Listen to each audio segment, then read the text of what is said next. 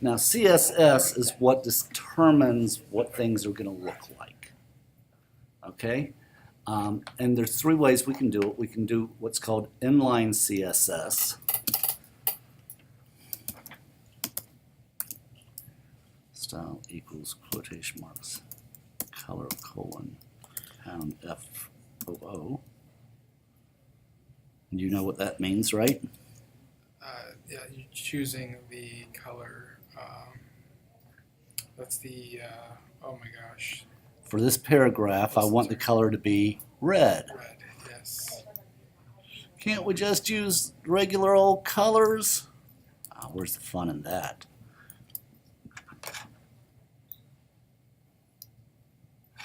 But you see that particular paragraph turned red. Yes, you actually can. There's 16 colors you can just use by name that are recognized by most browsers. But if we really want to be precise, what most of us do,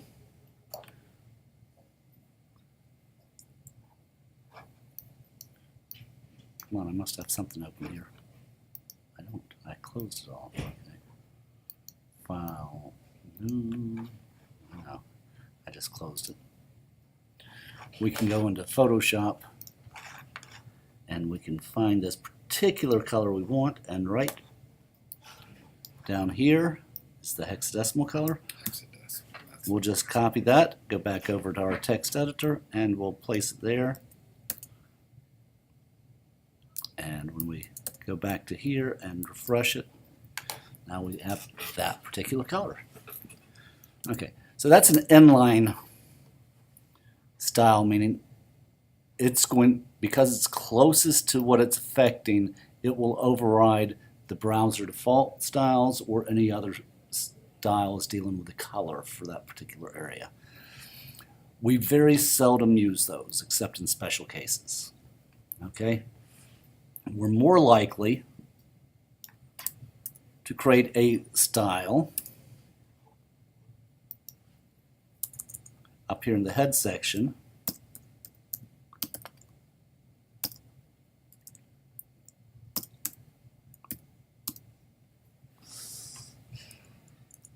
Style in the head section. And in here, I might say, I want my H1s to be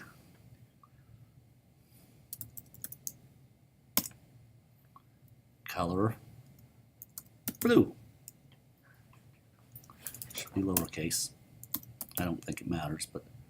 And I also want my H1s to be text weight or font weight? Font weight, bold. And I also want a text indent of 1 M. You know what an M is? No. It's the 13th letter of the alphabet. Seriously. It's the widest letter in any alphabet that we do in the English language, and so we use it as a proportional measurement. So whatever the width of the letter M is the measurement. It really is M. So let's go over and refresh that.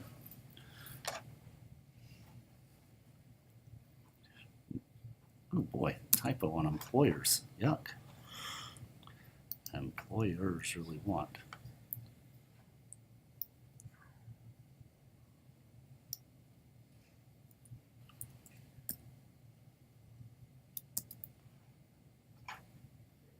And there should not be a space there. There we go. There we go. What else can we do to that thing? Well, let's see. Just to give us some other things to play with. We're going to leave this and text align. Let's center that thing. And background color, background dash color.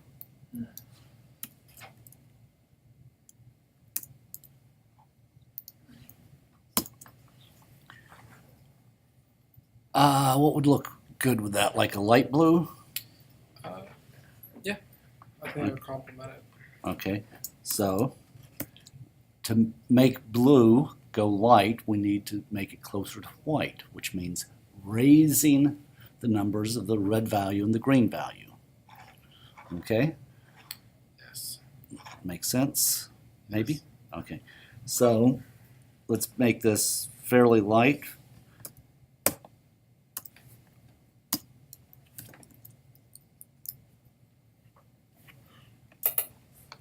Now we have space just above it, and then we have space outside of it. The space outside of that is called margin. The space inside the box is called padding.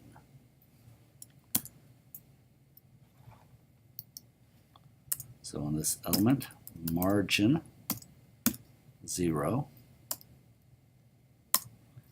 and padding 5 pixels.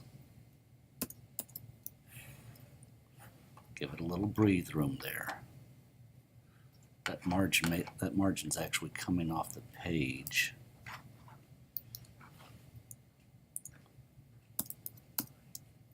Let's see if I can get rid of it or not.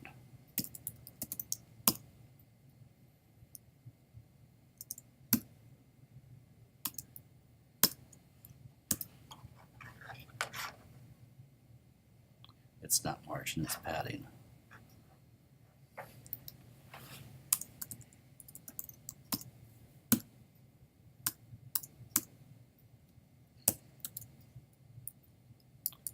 No, okay.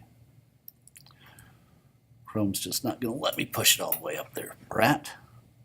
Unless I overlooked something, which is always possible, but I'm not going to fight with it right now. All right, so let's see. Let's make that padding a little more pronounced on this. That looks a little better. It has some breathe space. Now over here, everything else seems too close, right? Yes. So I'm going to want to move things off the edge of the page just a little bit. And that's all coming off the body. So I'm going to say inside the body,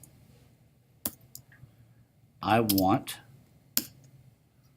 margin left and margin right. I want to push in. I don't want it to affect margin top and margin bottom. And so it works kind of like a clock. 0 meaning top. Space 15 pixels, meaning right. Now I could also write a value for bottom and left, or if I leave it like this, it will repeat itself. So top, right, bottom, left. Or I could sit there and write, ooh, it's on the body, I want margin. I could have written margin dash right, margin dash left, but you can kind of shortcut it this way. Yeah. Pulled it off the page just a little bit. I'd like a little bit more actually.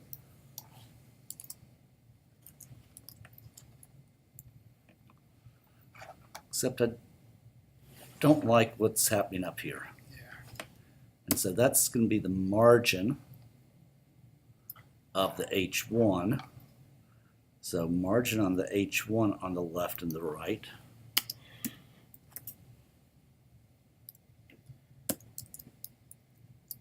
I gave it a negative margin to force it back over because it was inside the body.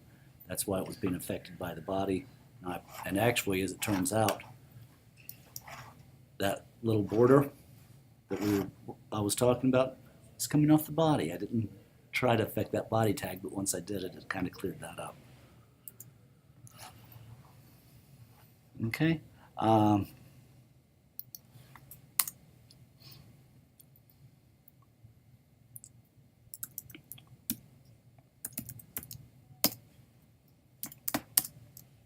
Let's make that H1 a little bit bigger. And let's go back and add a little bit more padding to it. Since other things are done with 30s and 45s, we'll do that.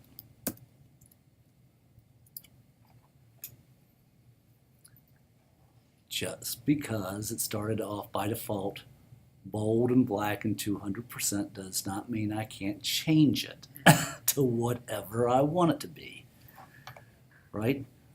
Let's repeat this blue on all my H2s.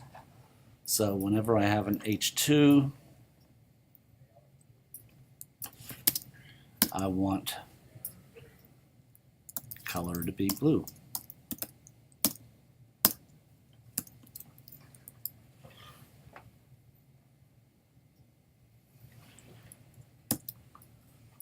Okay? Yes. And I want, whenever I have a ordered list,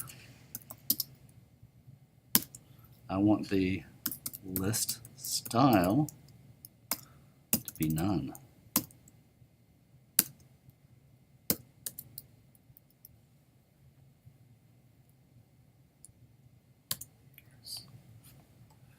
And let's see, whenever I have a paragraph, I want the font size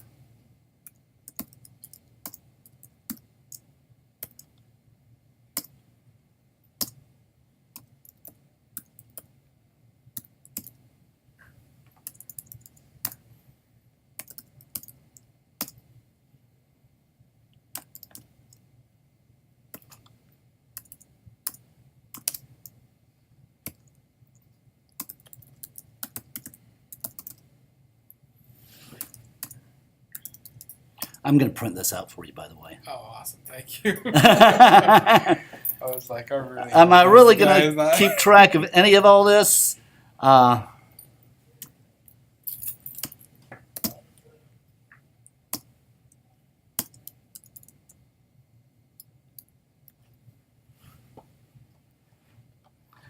Made the text size a little bigger. Added a little bit of breathe in line space, made just a little more in the line height. And I made the text just a little wider. Did you notice that? I didn't. You did not? No, I didn't.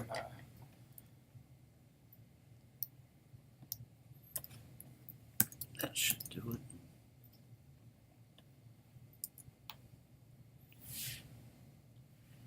Line height. Ooh, that's why I forgot my semicolon there. There we go. There it goes, way too much.